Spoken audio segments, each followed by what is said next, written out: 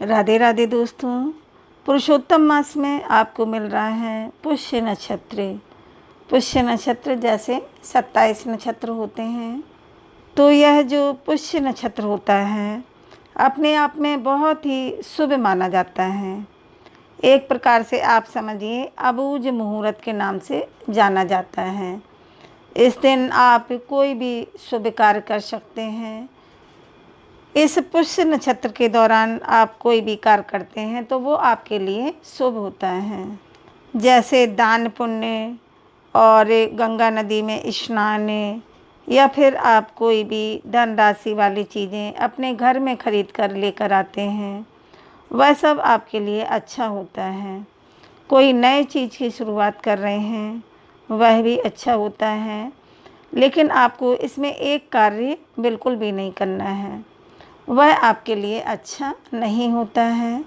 कितना भी पुष्य नक्षत्र हो, कुछ भी हो, लेकिन आपको ध्यान रखना है कि एक कार्य आपको नहीं करना है। वह कौन सा कार्य है उसको हम बताएंगे आगे, लेकिन उससे पहले आप समझ लीजिए कि पुष्य नक्षत्र कितने बजे से कितने बजे तक रहेगा, जैसे कि आप उस समय कुछ दान पुण्य, कोई पवित्र नदियों में स्नान, कोई विशेष पूजा पाठ कर सकें। और कोई उपाय यदि आप करना चाहते हैं, जैसे कि इसमें गुरुदेव बृहस्पति को प्रसन्न करने के लिए बहुत सारे उपाय किए जाते हैं।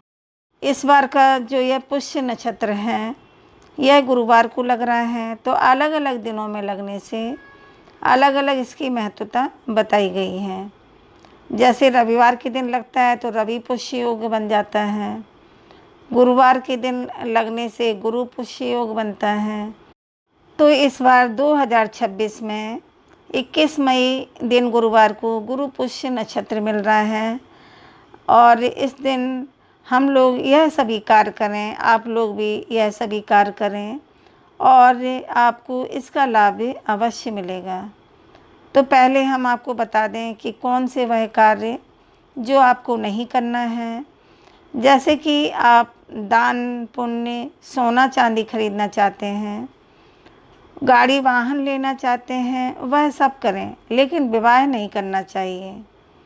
पुष्य नक्षत्र में विवाह करना हमारे लिए शुभ नहीं होता है, और वैसे भी अभी पुरुषोत्तम मास लगा हुआ है तो विवाह करने का कोई बात ही नहीं है।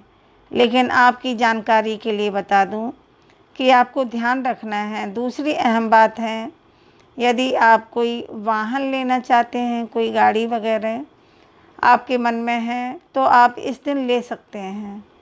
पुष्य नक्षत्र में कोई भी हम कार्य कर सकते हैं। तो अब मान लीजिए आप धन का दान करते हैं, किसी भी वस्तु का दान करते हैं, यानी कि वह हमारा बढ़ोतरी होता है। इसी वजह से लोग कहते हैं कि सोना खरीद के ले आइए, धातु खरीद कर ले आइए, उससे कई गुना अधिक फल प्राप्त होता है और हमारे लिए शुभ भी होता है, क्योंकि वह बढ़ता रहता है। तो इसीलिए गुरु पुष्य नक्षत्र में आपको सोना चांदी आदि खरीदने की सलाह दी जाती है। आप देखिए, खरीदना ही बड़ी बात नहीं है कि हम खरीदें ही, हमें दान भी करना चाहिए, हमें पूजा पाठ भी करना चाहिए।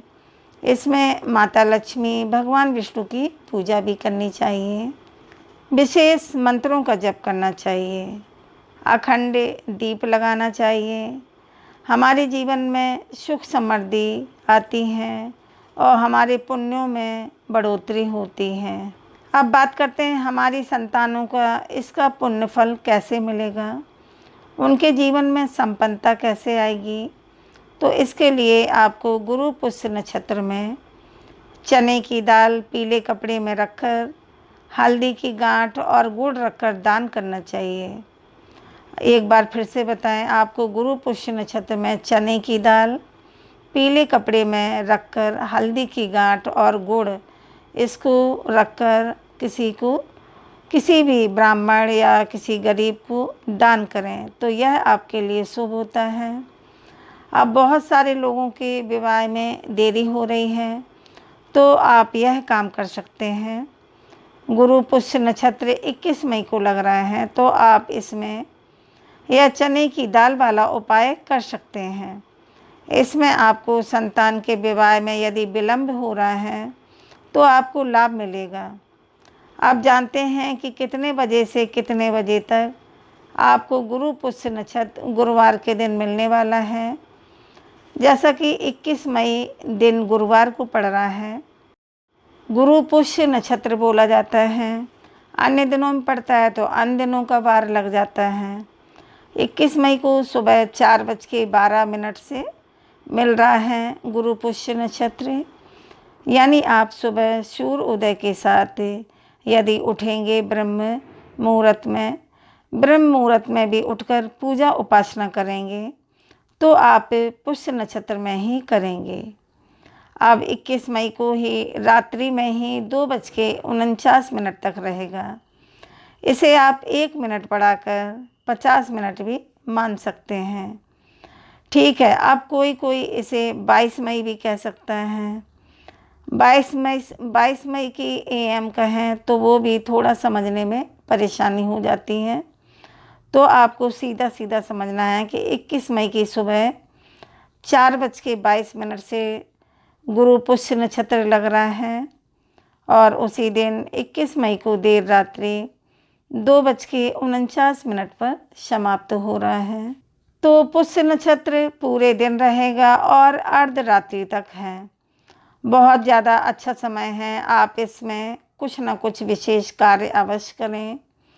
अब विशेष कार्य के लिए आपके पास धनराशि है तो आप सोना चांदी खरीदें, वरना आप घर पर पूजा पाठ विशेष मंत्रों का जप कर सकते हैं। विष्णु सहस्त्र नाम का पाठ कर सकते हैं। कनकधारा स्तोत्र का पाठ कर सकते हैं और एक घी का दिया लगाकर माता लक्ष्मी भगवान विष्णु के सामने बैठकर आप कनकधारा स्तोत्र का पाठ करें। वह भी आपके लिए कल्याणकारी होगा। माता तुलसी के पास एक दीपक जलाएं। पीपल वृक्ष की जड़ों में जल सींचें। पीपल वृक्ष की जड़ों में जल अर्पित करें। पीपल वृक्ष की जड़ों में जल सींचने से आपके लिए कल्याणकारी होगा। अब जैसे पीपल वृक्ष की जड़ों में जल सींचने से माता लक्ष्मी प्रसन्न होती हैं और धन आने के मार्ग खुल जाते हैं। अब ऐसा नहीं है कि धन वृद्धि के उपाय आप करेंगे तो कोई आपको धन ला कर दे जाएगा, नहीं। तो आपके जीवन में मार्ग खुलते हैं कि आप ये काम करेंगे तो धन की वृद्धि होगी। तो इस तरीके से आता है। मतलब दूसरी बात यह है कि सुबह जब ब्रह्म मुहूर्त का समय होता है, जब सूर्य उदय नहीं हुआ होता है, तब पीपल वृक्ष की जड़ों में जल सींचने से माता लक्ष्मी यानी कि पत्तों में माँ लक्ष्मी का वास होता है। इस वजह से ब्रह्म मुहूर्त यानी सूर्य उदय से पहले आपको पीपल का पेड़ सींचना है।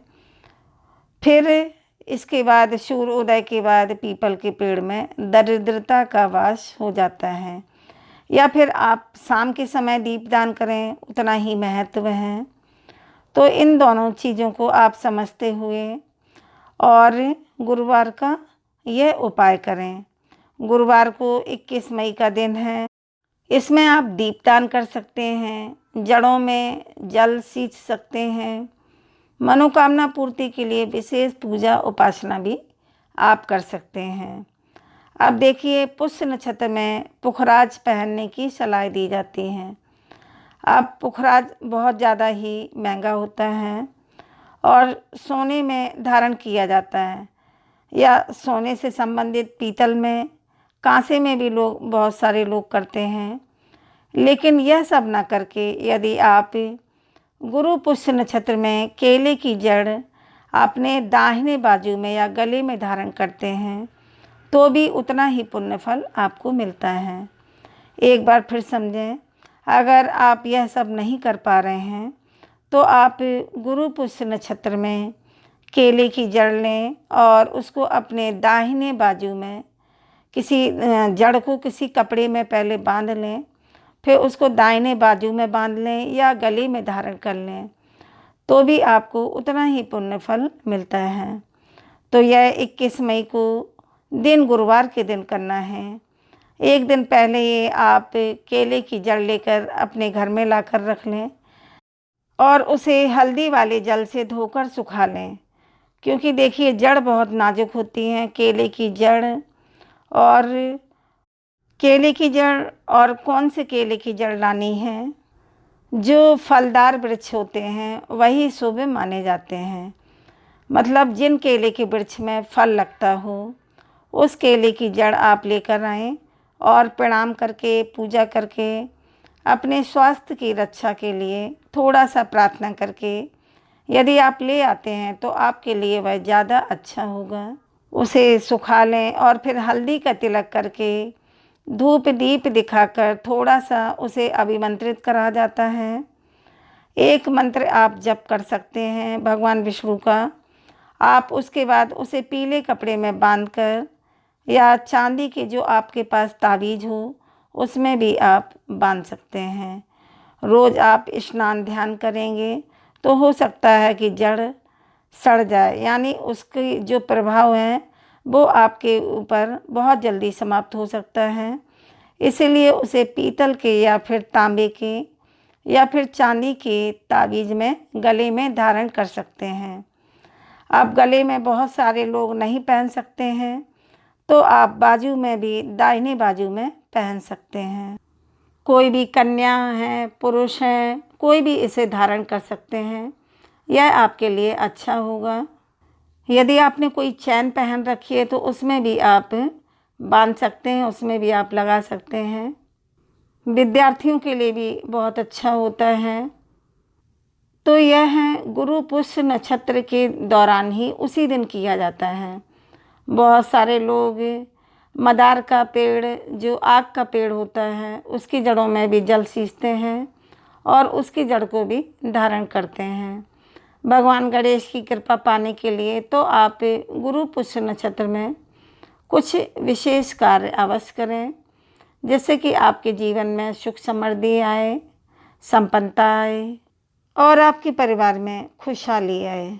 उम्मीद है आपको यह जानकारी अच्छी लगी होगी।